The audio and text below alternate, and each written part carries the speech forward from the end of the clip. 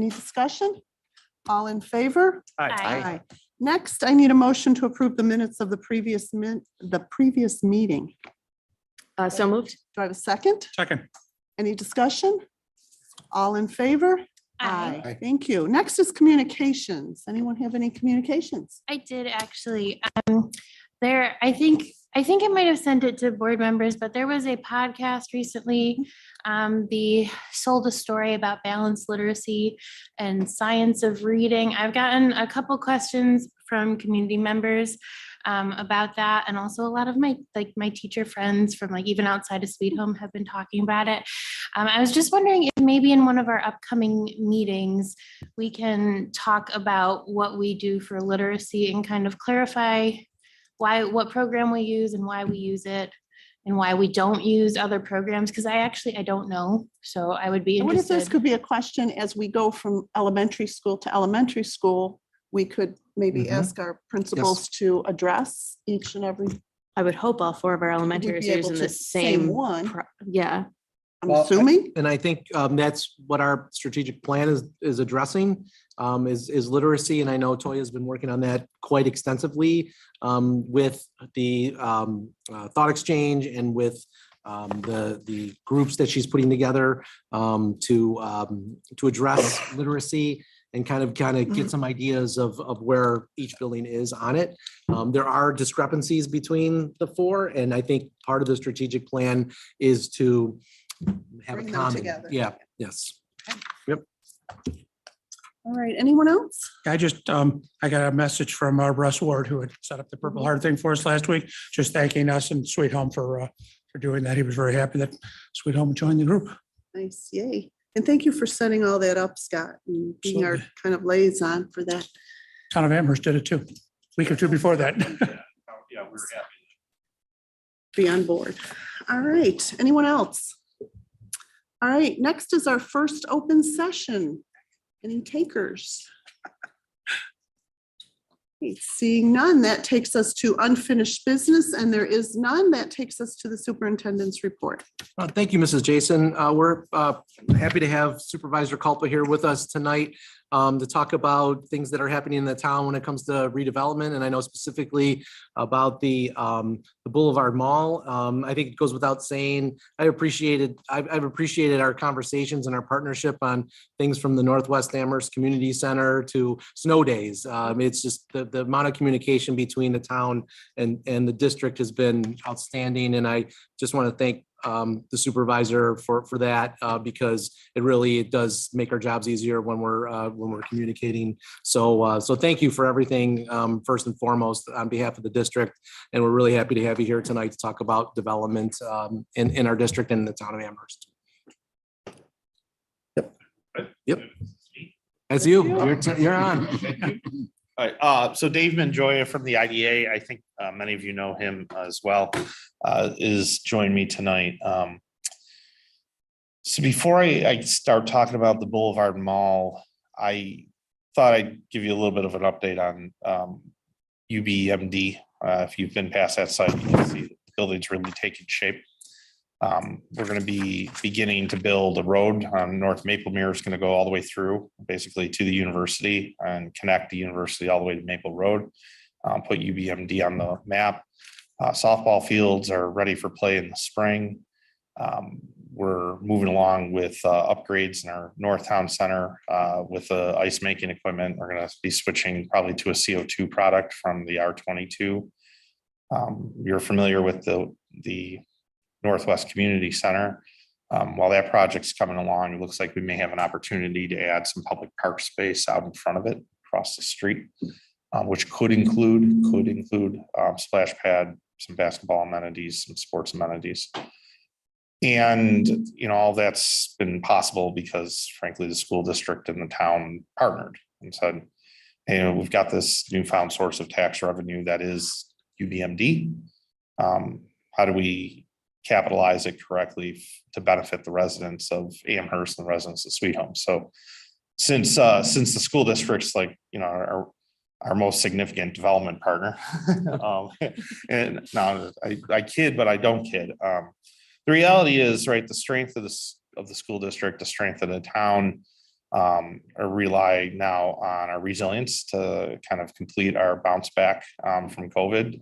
The town's branded medical spine, which wraps along the 290 and the 90, certainly touches the district, and you can see projects that are kind of coming to life all along those 290 exits. And our focus, as I've mentioned to all of you before, has been to rectify some of the ails of the old big box stuff, right? Certainly the boulevards, that area right near the 290 with the future home of Costco and all that area doesn't need a lot of rectifying, right? We can get development in that area is still driving some of the highest upstate lease per square foot. And it's glad we have it. But the Boulevard Mall has essentially been a dead product for a while. And so I wanted to come in before the town board goes too far and just bring the school board up to date with what's happening there and what kind of actions we're proceeding with. So if you want to just go into that. I always start off every presentation this way, and Dave rolls his eyes and my team all roll their eyes, and you've probably heard it as well. But you think about the town of Amherst, right? It's the fourth largest municipality upstate. We're just smaller than Syracuse. We're just bigger than Albany. The reality is that 100, if you want to keep you can kind of just go for it. I'm sorry. 130,000 people, but our daytime population swells to 188,000 between people coming into work, go for education or for other services. And, the reality is the town as a whole is very strong. 2.1% unemployment is actually too low, right? It creates some workforce void. So we know that we need to bring in some kind of workforce housing and start to look at ways to blend some young professional housing. We know we have still a strong demand for student housing, which we would like to get out of our neighborhoods, push the students still towards purpose-built student housing. And we have a strong demand for senior housing, among others. And so housing's been sort of one of the items that we're looking to deal with when it comes to the mall site. And, workforce housing specifically, there you go. Sorry. Yeah, I'm not worried about that. Oh, there we go. Okay. So, this is number of rental households versus affordable households in Amherst. So you can kind of see some of the rentable households versus units. And then, we definitely have an opportunity, I think, to make some gains. And affordable is a lot of different things. So it really starts south of 80% AMI, and 80% of 80,000 mean family income is actually still pretty high number. But if you think about it, what we need to do right now is provide opportunities for people to either leave their single family home or to be able to settle here after graduating and stay in place. We've put a lot of effort into training them. So if you want to go forward, Boulevard Central District, and I'm sure I'm repeating this for some of the board members. You may have heard me say this before, but for the sake of it, that triangle represents an opportunity zone. It's also a census tract. The census tract kind of lies, it's bounded by the 290 cutting across at a 45-degree angle, Niagara Falls Boulevard and Sheridan Drive, roughly. And some stuff that we've done to date, we've put in a district-wide rezoning. We've completed a generic environmental impact statement or GEIS to sort of project what kind of growth we're going to have and what that does to our infrastructure, so we could put the right mitigation values in place. We focus on the Boulevard Mall area. We've adopted a conceptual plan into our community or our comprehensive plan. And now with the Boulevard Mall site, we're actually working towards a process that will include town property acquisition, which has probably raised a lot of curiosities for you as a board. And I wanted to be able to come in and explain that. So if you move forward, the mall, right, sits equidistance between North Campus and South Campus. And you can, it's a 62 to 64 acre site, depending on what products in, what products out. And you want to keep going. There's a look at our zoning map, the rezoning, and it's a mixed use design standard. And keep moving through there just to look at, this is all available online. This is our zoning code. Our zoning code's form-based, right? We try to project what we want to see. In the case of this product, it's the CTR 5 and 8 on the lower right corner. So it's a denser infill or denser development, a center development. And if you want to move forward a little bit more, it requires a green space, requires 10% green space. So in this case, will be just a little over 6.4 acres of green space or park that gets added to the mixed Boulevard Mall. And streets that are complete, walkable, traversable, that are going to be cut into the mall site. So if you think about it, right now, we're sitting here staring at this mall, which has infrastructure that's fed from the south end, that's incomplete, right? There's not a complete network of infrastructure through that site. But all of these buildings, JCPenney's, for instance, there's a receivership right through bankruptcy proceedings. So there's a receivership company that owns their property. And Penny's as an operator has parking rights. So this is an example of what Penny's might look like fully parked, but they have parking rights that don't allow you to develop in the mall lots, to the north, to the south, to the west, to the east. And so it ties up this. And when you overlay that, then the old Macy's Men's Shop has parking rights, and Limited Company actually has 3 stores that aren't even in the mall, but they still pay a lease. And they're not operating, but they have parking rights tied up. And try to get through, all these national organizations we've been contacting to say, hey, we need you to relinquish your lease. Yeah, okay. It's fine. We have a slew of attorneys and we don't even know what property this is. So Is there one? Let me ask you, What's is that? there just one? So there's not just one ownership of this mall? No, there's actually 3 or 4 individual owners. Douglas Jamal owns the bulk of it. Benderson Corporation owns a couple of stores. JCPenney's owns its building. Jamal owns the land underneath them. It's not JCPenney's. It's, they have to sell their property asset to another party, basically, in order to deal with their bankruptcy proceedings. So You have to negotiate with all of these people to get what you want. We would, and that's what was tying up the developers who already had ownership interests. So to move forward, and we actually, I'll just keep going while we're Okay. but Sorry. we hired Hodgson Russ as outside counsel. Dan Spitzer and Chuck Malcolm are representative counsel on this. And they said, hey, have you ever considered moving forward with an urban renewal? And I said, urban renewal is like a dirty word from the 70s and 80s, right? We hack up areas of the city and then build malls. Like, yeah, but you could use it to chew a mall up. And we talked to both Douglas and to Benderson about this. And both of them said, we need something seismic to happen because we'll spend a decade trying to rectify these leases otherwise. So the reality is both developers want to develop, but both developers know that they can't just do it by themselves. So this is just a look back at the GEIS. We have a mitigation formula. So if somebody's building, on a site, they have to pay, right? So this is the metric that gets Costco to basically giving us $1 million to put into North Bailey. That's how this formula works in that area. So we have a mitigation measure. So if you want to continue, so this isn't a new drawing.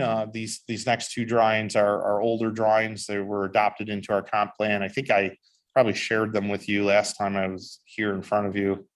But that's the mall today. And then this is the planned mall of the future, mixed use development, neighborhood, park, inclusive, structured parking, accommodations for light rail at some point.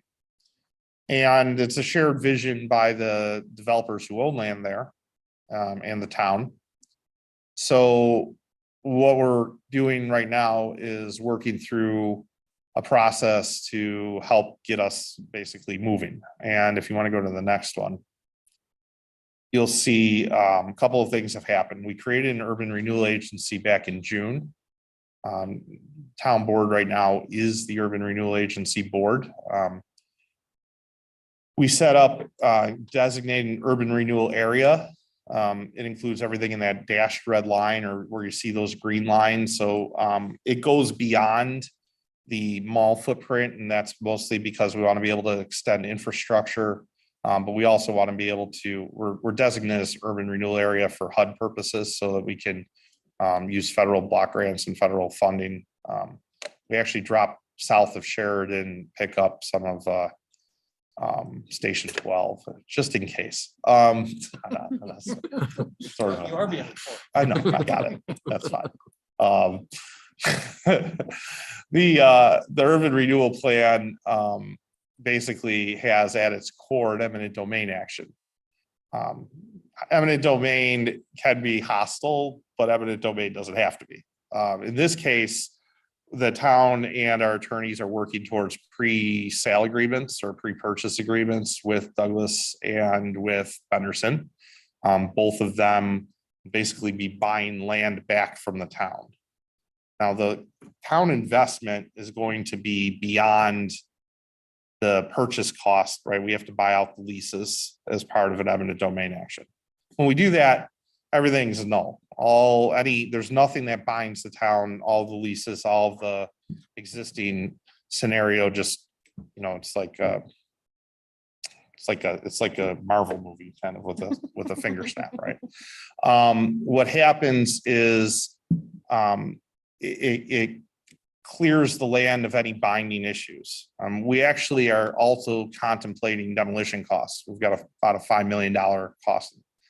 The idea then, if you want to go forward again, we'll see if that graphic pops up. There we go. That one's fine. Okay. So the idea basically is that what you're looking at is the mall cut up into a 60-foot by 60-foot grid. And we're going to hand Benderson money. We're going to hand Jamal money. We're not really handing them money. What we're doing is we're giving them credits. They're using the credits to buy back into the site where they intend to develop. Both have their developments that they are interested in. We expect that the town's going to hold a portion of the site back for roads. We also expect the town's going to hold a portion of the site back for a park. And probably will end up holding a couple portions of the site for an RFP process to shop to the market to try to get some additional investors. The project's going to be handled by the Town and Development Corporation, which is operated by our IDA.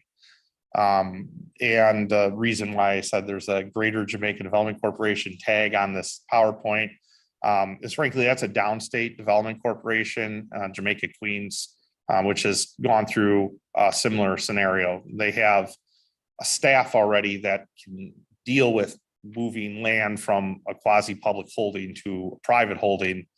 Instead of replicating that, we're talking to them about simply utilizing a service either through a joint venture or through a direct contract.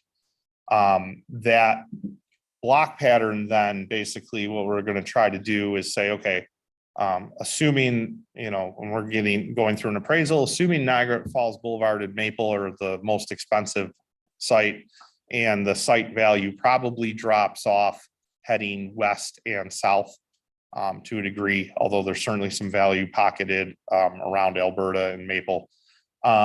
We are going to basically put dollar values on the grid and say, you know, how much do you want to go, right? How far do we want to go with this? That allows the developers to make a decision about how much land they need for their proposed development, and won't have them guessing at what to do with the leftover land. One of our fears is that, we don't want to be in a scenario where a single developer says it's going to take me 10 years to figure out how to use it.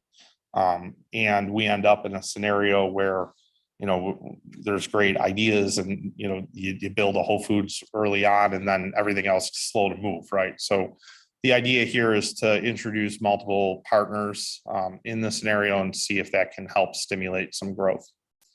As far as the town goes, this is just an example of what that grid might look like if we introduced a road network. It's not a final road network. Certainly, Benderson and Jamal are both going to have some determination about how a road network would work. We may only have 2 east-west roads, 1 or 2 north-south roads. But the idea here is to introduce a block pattern. And, look, these are groups who have already run market analysis on this area, right? We know that, it markets well to major retailers, which is usually a sign of health. And we, in a mixed use scenario, we hope to continue to build on that and have other major retailers and some local retailers be able to establish. Developers in the area, WS Development, Core Campus, DMG Investments, American Campus, these are all major national level developers that are already developing or have developed in the frankly, in the school district. WS might be in Amherst across Sheridan, but within the town, within the confines of this project or within the area around this project. And if you scroll through it again, you'll see another set of those. Remedy, so Simonelli has been dealing with UBMD. Remedy is likely to buy a major portion, or are buying a major portion of UBMD and Roswell Parks buildings. Remedy is the largest healthcare developer in the United States. They're out of Chicago. So we're excited because we've already got major development involved and high-end development involved, and we're continuing to attract. Related is an enormous developer. Locally, Bevilacqua, Ellicott, Uniland have continued to push good product forward. So we believe the site's primed for reinvestment. And we have identified some other opportunity sites, which are currently in our plan for urban renewal, but are areas that we're studying.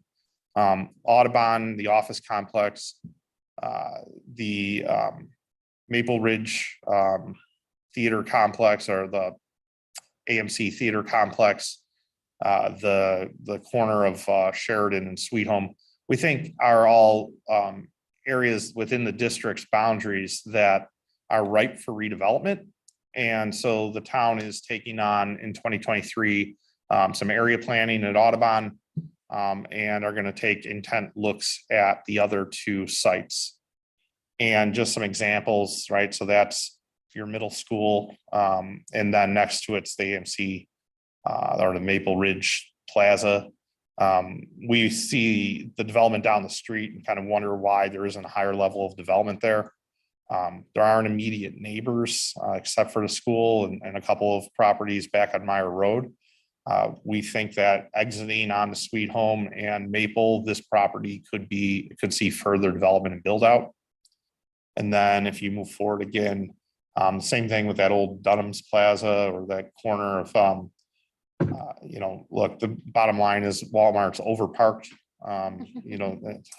That's okay. That was the last slide anyways, I think. So we're good. But the reality is, as we move forward, we're going to be looking at a lot of different scenarios.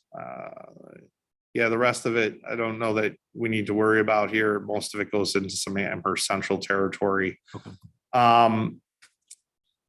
The reality is the Boulevard Mall's an interesting concept.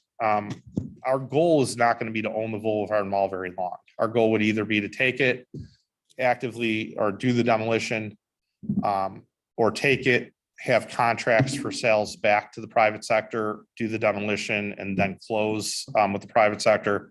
But the holding's really a brief moment. And I think that's about what I wanted to add to the mix. I don't know, Dave, if I've missed anything. I don't think so. I think as Brian indicated, we have a number of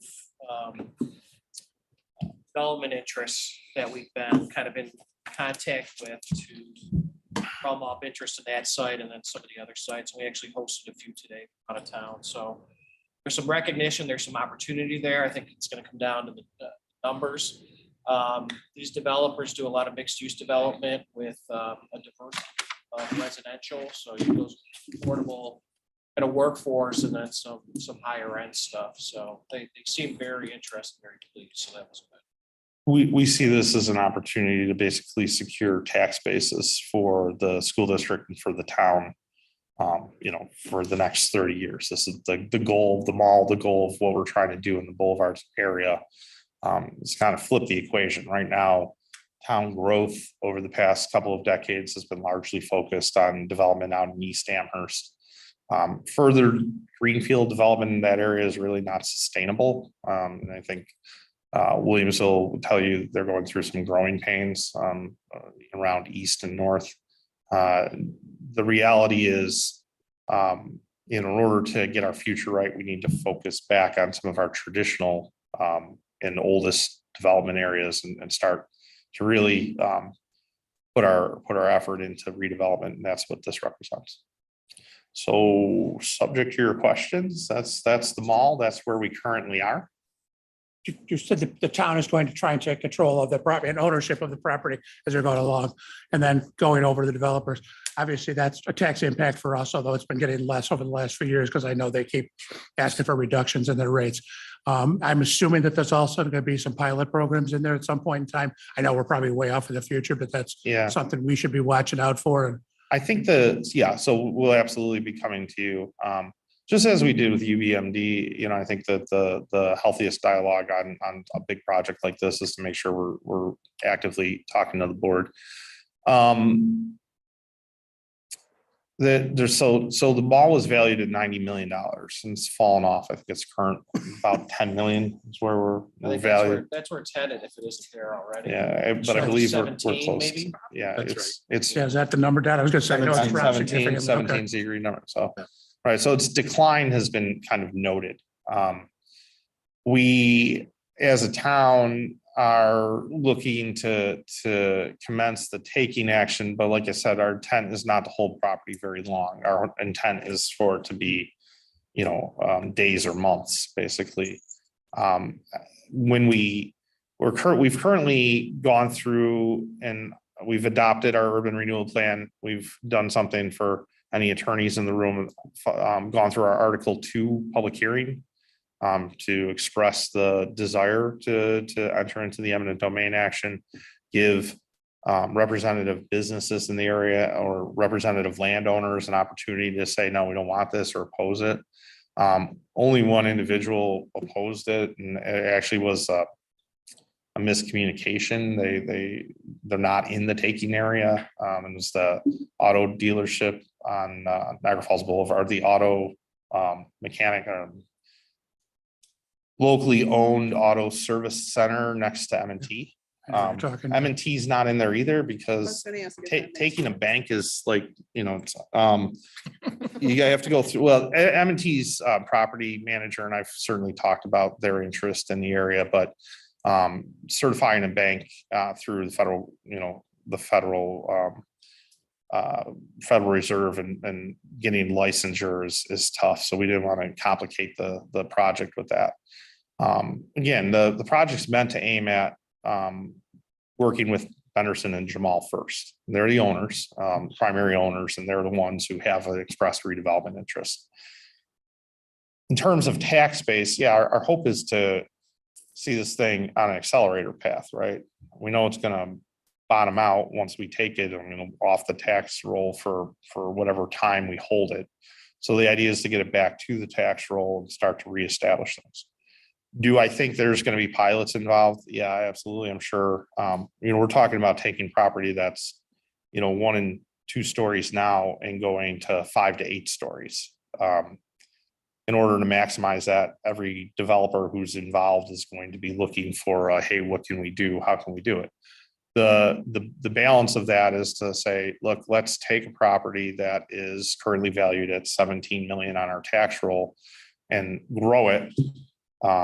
And at some point capture some of that growth and let's return it, use it for infrastructure, use it to stimulate, the type of product that we want, the school district and the town both. And then make sure that we put ourselves on a trajectory where that property is going to continue to add value. Town's not looking, this isn't a charitable process. Right. Here. We're here to stop a downturn and project something upward. It's a heavy lift. It's going to take a lot of work from the town's perspective. So we're certainly going to want to make sure we all recognize revenue back. My questions back to you as a school district are going to be to start thinking about if we are to add, I think we projected up to 5,000 new housing units. Not all of that single family, right? A lot of it's senior. There's 1,000 senior predicted. There's 3,000 student predicted, but some of it would be family. What would that look like in terms of the elementary schools, in terms of the middle school? What does it mean for busing? I asked the fire district, Eggertsville, to think about what that means to them, because ultimately, it's not going to all hit at once, but we're going to want to start to think about what does that ramp up mean. And so as we're going through planning, I think that's a conversation we'd like to have, and we're happy to bring our consultants to the table, our planning consultants, if the school board thought that was appropriate. You've met many of them, Dover Cole, who is here doing the work further up the boulevard, done some work right out of this room, along with out of the elementary school across boulevard. We want to make sure that we're connecting with you on those types of things. What is it you want to see? What do we have needs for? With UBMD, was the Northwest Community Center, right? It was that was the moment where we said we need to connect and create. That's what I think we should be talking about again here is there's going to be some ancillary stuff happening in here in that mix. What do we need from a town's perspective? We need infrastructure. What does the school district need? And it's a little bit of a rhetorical question, but something to. So Start thinking if I could comment, Sure. we're currently, we've formulated a building use committee. Our enrollment has gone up for the past 6 years. The trend is that it's going to continue to grow up, and that's before new housing comes into the district. So I don't know if it's a question or a comment, but I'm happy that we have a line of communication, and that because we're planning for our next capital project now, even though we're in the middle of a current capital project. And part of that is looking at our building size and use and capacity, because Maple Mirror is busting at the seams already. And Glendale isn't too far behind. And so looking at that and communicating with each other is going to be important, because we're probably, I would say 4 to 6 years out before we have a shovel in the ground on a possible expansion at some of our elementary schools. I think that the opportunity, look, pilots can work in a number of ways, and traditionally, there's a pilot, you get a set number, we get a set number, the county gets a set number. But we also have constructed pilots that throw off a community development agreement. That is very different when that comes in. It's revenue, it's also non-tax revenue. So it doesn't necessarily break tax cap calculations. It may be something that we look at and say, is there community development agreements that need to be, partied to different items, capital costs, ultimately here, it's a pretty open book. We've got an immediate task ahead of us, which is take land, rectify land, sell land back. After that, the way that we develop and the financial, constructs of that development are something that, certainly it's going to require the town, the IDA and the school board to all be in a sort of three-party relationship to make sure we're doing that, in a constructive way. So kind of branching off of that a little bit, do you, in all of the plans and images that you were showing, do you have an idea of where additional housing may be ending up? Yeah, on the Boulevard Mall site. We Right think there? it's gonna, the goal is to basically go between 5 and 8 stories of mixed use housing. Okay. Apartment, condo, that type of space.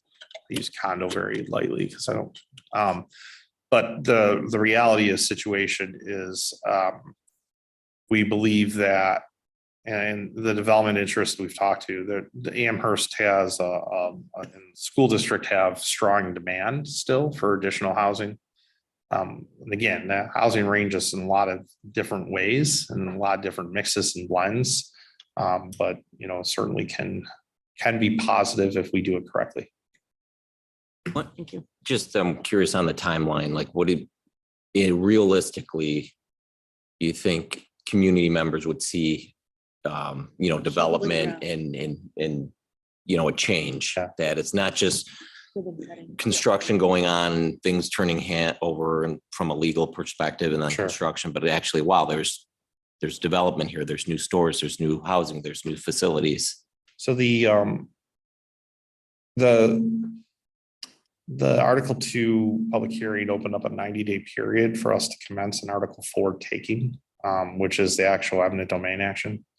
My guess is we'll probably miss the first 90-day period, re-advertise a public hearing, and then get there within the 180 days or the second 90-day period. So 180 days starting, 2 weeks ago, it kind of puts us into the end of the spring or our fiscal second quarter. And that's on a taking. In a perfect world, we look at summer and fall for demolition, produce a clean site, which would then give us the opportunity to see construction starts in the spring. The level of construction and level of development likely on that site probably doesn't mean, were built out by the end of 24, probably means we're built out by the end of 25, because it's at least a 2-year sequence for some of it, but we'd like to see some buildings coming online at the end of 25. So you're looking at like a 3 to 5 year timeline before people are actually tenants in those buildings. What we're trying to do is we're trying to take what could be a 10 to 15-year timeline and push it into basically a 5-year timeline. It's ambitious. The nature of it is, if we let this thing die for 10 years while developers try to clarify leases themselves, and then they have to move forward, it will be 15 years. I don't want to miss a window of opportunity. Obviously,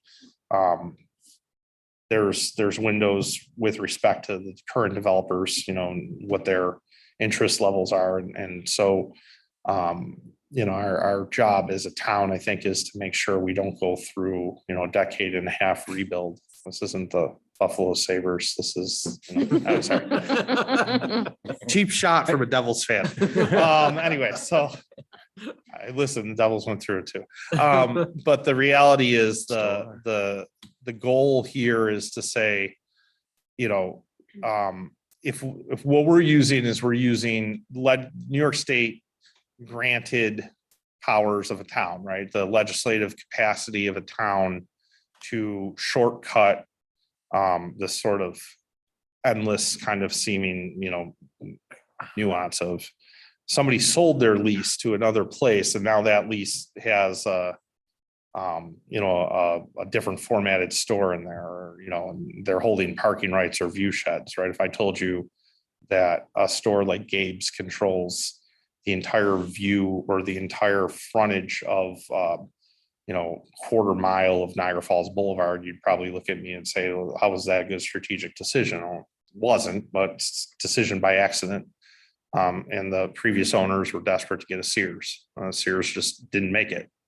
So now we're stuck with secondary or tertiary lease holding rights to incredible amount of investment, where north and south of the investment, if you look at WS and Station 12, which I kind of took that cheap shot at earlier, but if you look at what Station 12 is, what they're doing there, and you look at the investment that Benderson's making up the road, if you look at all the development east of that along Sweet Home, what Landmark Student Housing, some of those places are doing in Sweet Home and Maple, you'd say, yeah, this is a prime site. And everybody we've talked to from out of state or from downstate or from outside the area, including Douglas, will say, yeah, it is a prime site. It's a prime site, but it's stuck.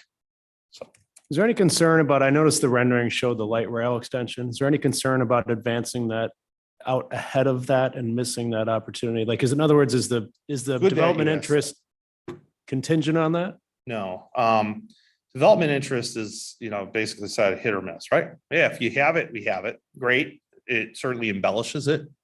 New York State does want us to consider it in our TOD or transit oriented development analysis.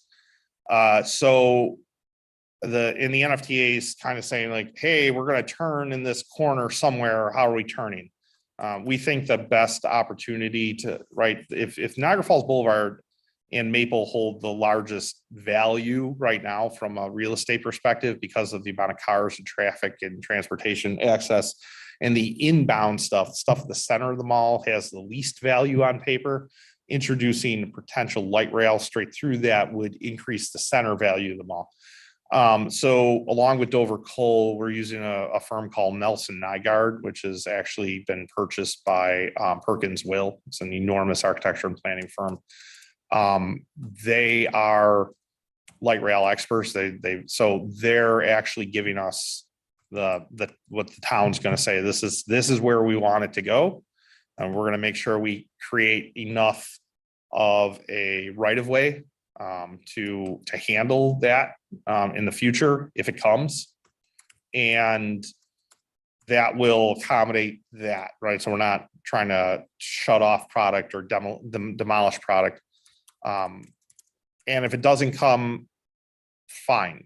We're going to have large right of way in that area, so be it.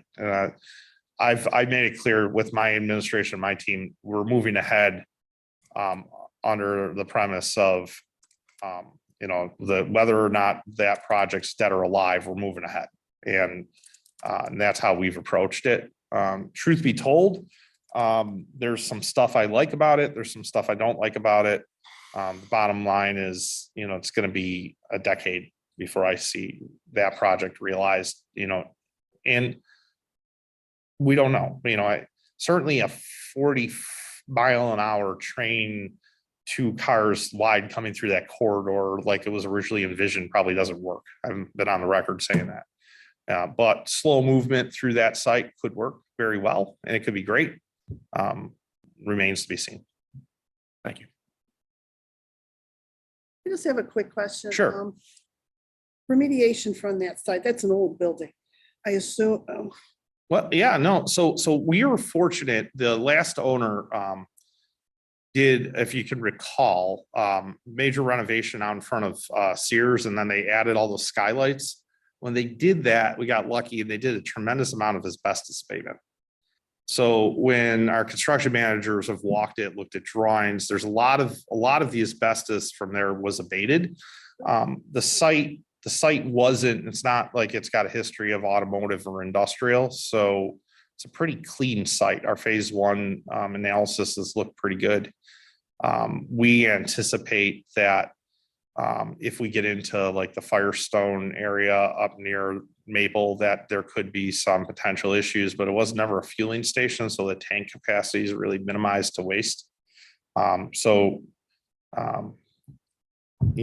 that perspective, we're actually in pretty good shape. And have you seen, you're not gonna, have you seen Niagara Falls Boulevard this week with traffic? Oh, It's yeah. crazy. I mean, it's a mess. So So I assume heavy duty traffic, let's see how we can improve the flow. Will go along with this. Yeah, so I don't have it, No, it's that but we can whole certainly, yeah. area. So when we did that, the GEIS, it's going back a few years now. We did that 2019, 2018, 2019, 2020, we finalized it. Actually, we did all our public hearings at the middle school. And we did with GBNRTC, or Greater Buffalo Niagara Transportation Council, plus Nelson Nygaard, Clough Harbor Associates.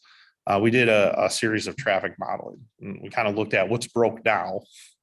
What are we going to break worse if we do this? How do we make it better moving forward? So when you saw that mitigation voucher, that mitigation worksheet come up, one of the things that was in there was like this large, like $1,200 in mitigation value, like per square foot of whatever. Reason why we got to that is because we know we have to do road improvements. We have to change the way transportation works in the area. The problem we have with both transportation and sewage is that the 290 forms kind of a wall. And it's impenetrable to a certain degree. So you only have the Boulevard and Maple and Sheridan is really the moments where you can pierce that.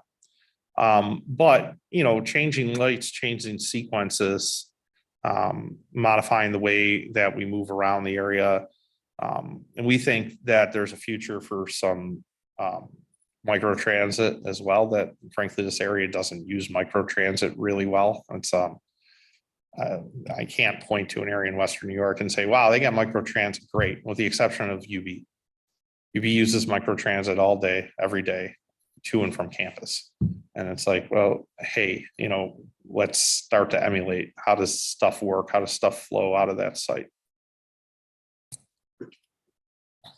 Wow, it's ambitious. I've got a million questions for the future, but that's, I'm trying to picture the infrastructure itself, how you're gonna handle drainage, water, Yeah, well, sanitary, power. I could say that consultants are very excited. One of the issues we have, the sewer running up Niagara Falls Boulevard is actually, it's not only is it below Niagara Falls Boulevard, which makes it intense and hard to work on, but it's actually asbestos cement encased. So, we're looking to abandon and actually reverse flow all of our sewer to a new line down Alberta or Bailey. There's some stuff we can do. We just have to think about it, and that's what the next year is about. For us, is getting the infrastructure right, knowing what we're doing once we get there, and that's all moving forward. And obviously Costco, right? So it's a whole different issue, and that lands some different problems, and Where's that gonna be? and then we'll see. Okay. Thank you. So Great. in the future, In the you'll future. come back at some point and rediscuss, and you'll be in constant communication with Mike Yeah. So as things come up. I'll just echo what the superintendent said. Communication's been wonderful. It's always been wonderful. Either, with Tony and now Mike. Mike and I meet fairly regularly. Sometimes we have to nudge each other to do that. But we've been pretty good about it. I think we're gonna do it more. Yeah. I'm happy to come and I can speak for Dave, I think, on that, but Dave and I are happy. Dave's nodding right behind me somewhere. Okay. Now we're happy to come here and work with you. We want to make sure that the district and the town are kind of in sync moving up this way. So I thought this would be a great moment, tie up, one of your days on a night of Hanukkah right before Christmas. Why not? What better to listen to than a town supervisor talk about an old retail site? But the reality is we wanted to get in before the end of the year. So I thank you all for giving me some time to do that. And if you wanted that update, to be, you know, so let's maybe plan on the end of the first quarter, somewhere around there. I think we'll have a good sense, February, March, and we'll be closing on Westwood right at about that time, and you may have some ideas or thoughts about Central Park as well. So we can, happy to add that to the mix. All right. Thank you very much. Thank you So with that, happy Supervisor. holidays, happy Hanukkah, Merry Christmas, and Happy New Year, and thank you all very much. Thank you. Moving downtown. Oh, you just.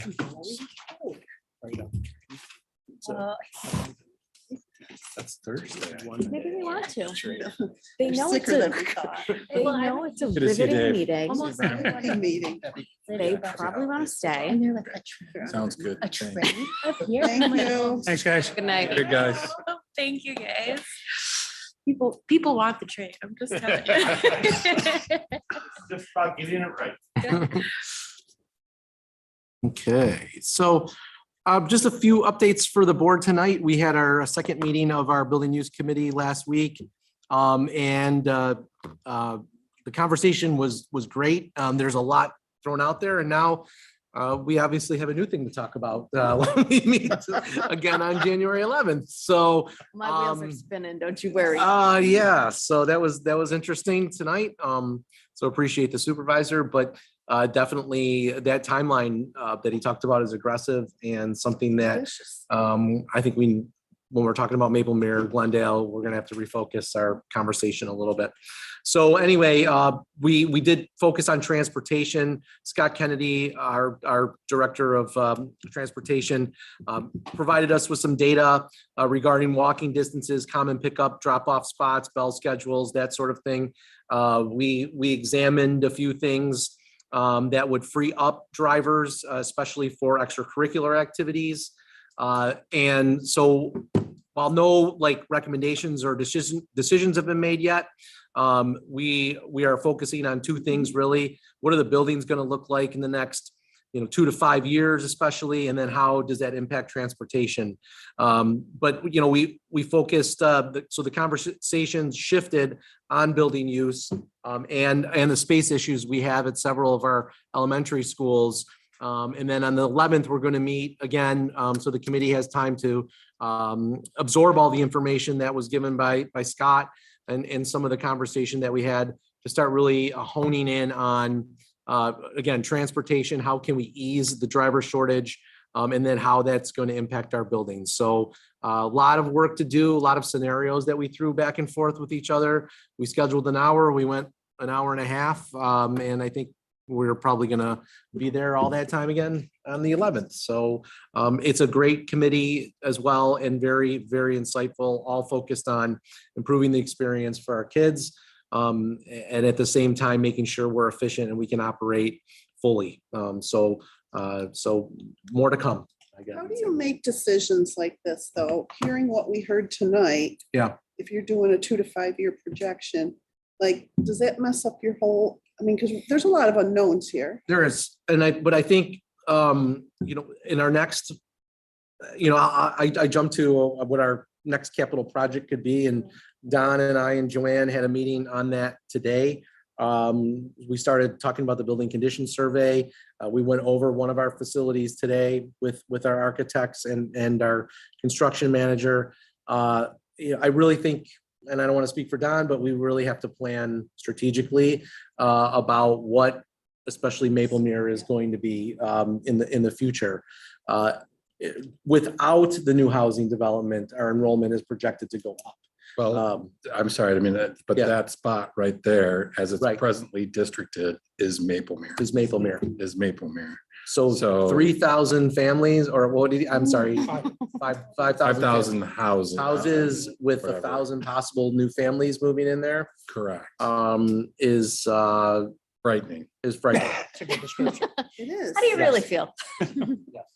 So when you're you don't What's that? have a lot of the facts right Right, now, well- yet you're trying to. Not wrong. So he did say, the first quarter is going to be a big indication of how fast this project is going to move forward, which is very helpful, I think, for us, because we need to we need to move forward quickly. And when you look at all our schools and that building condition survey, I Mhm. think really all of our schools are need work. Yes, I our mean, elementary I buildings think need- the next project is going to be our elementary schools because I think we're at that point. And It's time. I think we're focusing on that, or that's basically the center of the conversation. So all of our principals have been in those meetings, which has been helpful. And they know that, that work is going to be done, on their buildings. And that's, that's where we're leaning towards anyway. I don't want to say that we're hammering that focus home, Don, but No, that's kind of where the conversation. Yeah, I mean, I would expect that the next project, again, nothing too terribly sexy in the next project, but stuff that needs to be done. Mary Ann, to your point, the elementary buildings have not been touched in a long Right. time. It's time. So it's time. It's time. Okay. We're trying to do a lot of it on our own right now to kind of mitigate some space concerns, but there's bigger concerns. 5,000 new homes being one. Are you worried about that? Dawn? He said that twice now. And that's an aggressive timeline. If that comes to Very fruition, aggressive. which Very I think aggressive, the supervisor realistically. being here tonight, and indicating that project is moving forward. It looks like it's aggressive, but it's happening. it's happening. And so we have to work with his office clearly and with the IDA to make sure that we have all the latest information and data to support our next capital project. Again, our latest concerts are tomorrow. So Heritage Heights is in their Heritage Heights Auditorium, and then Glendale Chorus at the middle school auditorium is tomorrow night. So hopefully our community is well informed of our concert schedule, and bound to see 2 great shows tomorrow night. I want to thank Think Tech, who is one of our vendors in educational technology. They donated $2,300 worth of mittens, socks, and helmets to support the Maplemere and Glendale students in Saba, which is the ice skating program.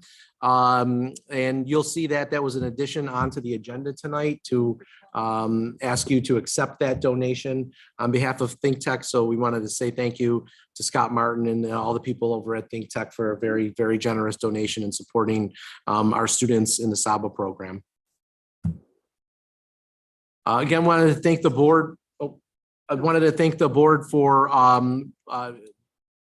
their questions last week regarding the addition of an Arabic speaking family liaison.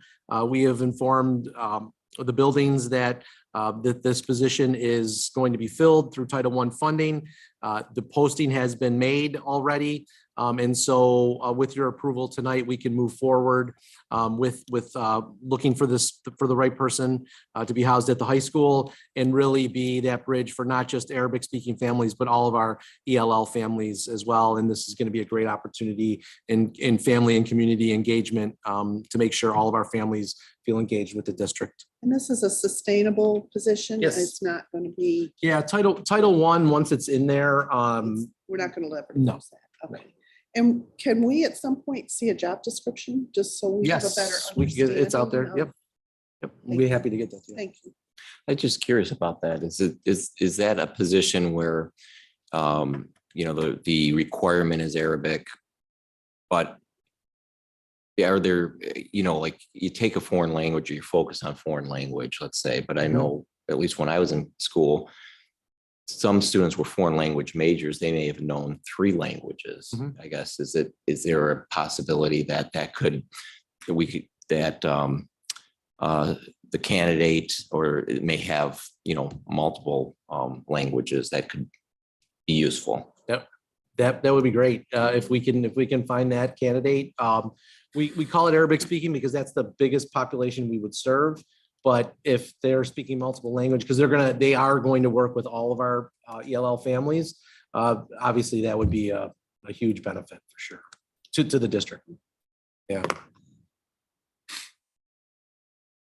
And then just want to wish everybody a happy winter break coming up. Friday is our last day of school. if that gets out in public, listening to weather forecast, I'd probably be an unpopular person right now, but classes will resume on Tuesday, January 3rd, once we come back. Are we sending COVID tests on your kids this time? We talked about doing that, but I don't. We don't have think- any. We don't have any right I now. have none. We have some, Oh, like but if not the enough nurses to- needed it, but we don't have. If people requested something to bring home, we could do that. They also did just announce that I believe you can Order. request free ones Four. through the Yeah, mail. four. Federal government Again. again. Oh, they did, okay. We've not gotten a I think that was- ship from BOCES. And that's all I had for tonight. All right, anybody have any questions? All right, so see up the upcoming events in our chef faculty staff basketball game, January 6th, rescheduled. All right, could I have a motion under new business for a consent agenda for A through F? Oh, she left. I'm sorry. She left. So moved. Thank you. Do I have a second? Second. Okay, thank And a you. third and a fourth. And a I third guess and a if the fourth. Voice and not hear it. So let's go through each one. Class placements, nothing out of the ordinary this time. Told them last week, I actually got through it this time too for a Oh, change. see? B, monthly financials. Any questions, concerns? Next is C, a revised policy 1410, the first reading. Continued with more policies. Any questions? D is high school course planning guide. E is our overnight field trip request to Washington. And F is that donation Mike spoke of, the acceptance of the donation. Any questions? We are working on another donation that came through today, and it'll be on the agenda for January. School supplies through teacher Teacher desk. teacher Yes. desk. So that'll be in because it just came in today, but it is for holiday distribution of supplies to Nice. at Glendale. So All right, seeing no questions or concerns, all in favor? Aye. Aye, thank you. And Amy's not here to vote right now, so. Next is informational items. Go ahead, Peter. From last week, I did attend the women's basketball game Friday night. At halftime, they had young, I think it's called the Little Hoopsters, so 4th through 6th grade young ladies played a game at halftime as well. That's about it this week. So good for me. Okay, thank you. Scott. I sat in on a webinar done by NISBA about the state budget, a preview of where they're going. It's kind of interesting. They did send me a couple days later a link to the actual webinar if you want to watch it, plus a few other things and some background information. So I'm going to do. Did any of you guys get it? I'm assuming not, but Mm-mm. okay, I'll forward that to everybody. I think they just sent it to the people who attended, but I will forward that to everybody and see where it goes. That's it. Okay, thank you. Kaylee. I do not have anything to report. Okay, Josh. Same here. Same here. Brian. A couple of things. The first thing I want to mention that I did attend the teaching and learning strategic planning committee. And I, I appreciated the format, and I think with board members here, maybe, there's the various committees and wondering, well, what's going on or how are the discussions going? And, the topic at this particular meeting is looking at what does the ideal graduate look like? What are the talents and the skills that we'd like to have? We split up into kind of smaller groups, came up with, brainstorming ideas, and then collectively we voted, each group put their ideas out on a board, and then we kind of voted. And so it allowed for some of the better, the more consistent ideas to come to the top, at which, and really the two main areas that came out was a global citizen and, somebody who sees the world, who sees themselves as being part of a larger community, and then also, real world skills. So those are really the two big pieces in that particular session. And then there'll be work more towards now focusing in on that. I attended the Willow Ridge PTO meeting on December 1st. The big thing going on there is planning for their multicultural night on January 20th. I also wanted to mention that Willow Ridge completed their 4th Warm Hearts Drive, and that resulted in a donation of 2,087 food and clothing items to the New Beginnings Food and Pantry and the Amherst Warm Clothing Project. So it's very successful. And on a personal note, I'm proud that my daughter Grace is actually on the district website because she was able to speak in front of the audience at the school, announcing the various classrooms had goals and who they had a mini competition. So that was nice. And connected to that, that was the first assembly that the entire school has gotten together after COVID. So that was nice to see. Two other things I wanted to mention. I came in contact with 2 individuals who work for transportation in the district, and they provided just a tremendous, they were very grateful, very positive about the new transportation center. They were thanking me as if I was the person who actually built it. I mean, they're just like, thank you so much. We love it there. And so I wanted to mention that, Don, I know you put so much into it, and, getting these things, at times we hear a lot of the negatives, but it's really nice to hear the positives. And I think it's, really helped a great deal in the Memorial. At least that's what I've perceived from these individuals. Last thing is every year I work with the Patrick P. Lee Foundation to try to secure a grant. And I was able to, again, put the $4,000 grant in that will go to chefs. I know Chef works closely with the district here. So I would expect that to be coming in January, but, really pleased that they're able to donate another $4,000 to help, that organization, as well as ultimately the district and our students. And for those interested, the Patrick P. Lee Foundation does offer many scholarships annually. So our students should look into it and apply, particularly in the area of they're focused on teaching that, and the second area is mental health practitioners. So individuals going into those fields, but it's geared towards scholarships for individuals who are going to continue to work in those areas. That's the point of it, is how can we more have the value grow exponentially, so in other words, instead of donating to maybe one particular project, they're investing in students who will then go out and, help those who are in need of mental health resources. And also, as I said, just general education, particularly in the STEM areas. But they give out about 15 to 20 scholarships a year, many times full scholarships. They have a website. Would you mind sending it to us? Yep. They do, yeah. Thank you, Brian. Amy? I missed last week, so I did just want to mention the safety committee meeting. You probably talked about that, and the Heritage Heights PTA meeting. They have their holiday shop, and moving forward, I was going to have my meeting with Mr. Perry, but he messed it up and had a baby. So congratulations to him. He didn't have the baby. Yes, he's probably sleep deprived now. I did want to ask too, we have budget season coming up. Yes. Do we need to start thinking of dates? Yep. And We've actually started talking about that.